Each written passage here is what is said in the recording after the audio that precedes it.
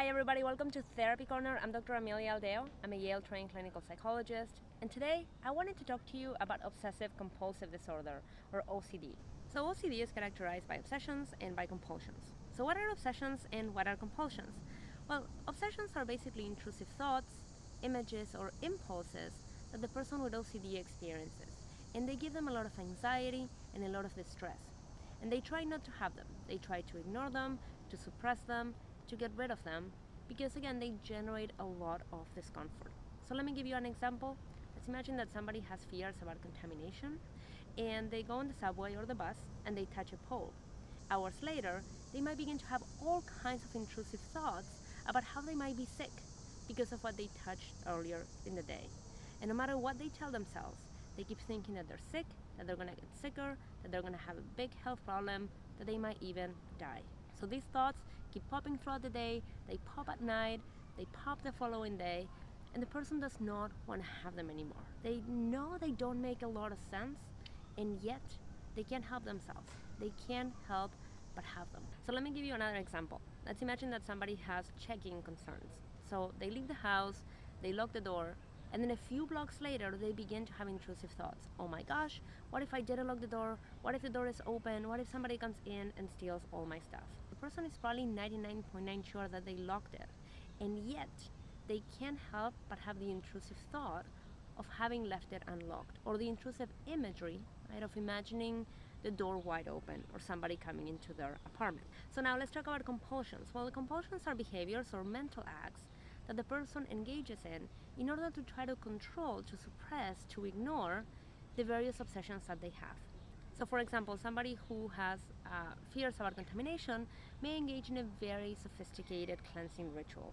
They might wash their hands a number of times, say 3 times, and they might have to put soap on one hand first and then on the other one, and maybe recite something as they're washing. So it's a very elaborate ritual. Or in the other example, about somebody obsessing about locking the door, they might actually do a ritual in which they lock the door, they walk to the elevator, they come back and check, they go down to the lobby, they come back and check, and only then they know that the door is fully locked. So you can see that all of these compulsions are fairly complex, or fairly sophisticated, and they look differently from one person to the next. And what is key is that they actually don't help with the obsessions. Right? Washing your hands 3 times or checking the doorknob in a particular way is not necessarily going to help you manage the anxiety that you have about those things. Right? It might help you in the short term, it might give you some amount of relief in the short term, but in the long term, it's doing nothing to prevent the intrusive thoughts, the intrusive images, and the intrusive impulses. So people with OCD end up getting stuck in a vicious cycle. They feel anxious, they have an intrusive thought, they engage in a compulsion that maybe reduces anxiety a little bit in the short term, but certainly not in the long term. So then they have more anxiety, more intrusive thoughts, more complex compulsions, and so on and so forth. The amount of energy, the amount of mental and physical energy that people with OCD spend in their compulsions is a big source of distress. So when people come to treatment, they tell us of all kinds of excessive rituals and compulsions that they engage in. It's not uncommon for people who wash their hands a lot to begin to have skin problems like dry skin and skin peeling off. It's not uncommon for people who have checking obsessions to have really, really long rituals every time they leave the house. It might take them 30, 45 minutes, maybe even an hour to leave the house every day because of the complex rituals they engage in. So when we do treatment for OCD, it's really important that we target this vicious cycle of obsessions and compulsions and anxiety.